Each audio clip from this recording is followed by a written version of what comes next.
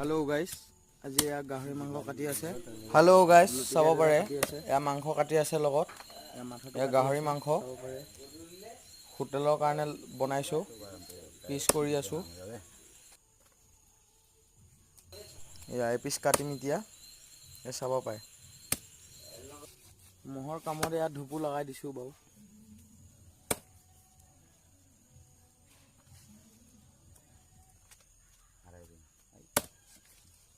দুটা কাটি হল এতিয়া আৰু এটা মাথা আছে সফা কৰি আছে এয়া এটা মাথা কাটি আছে এয়া মাংস ইমান নাই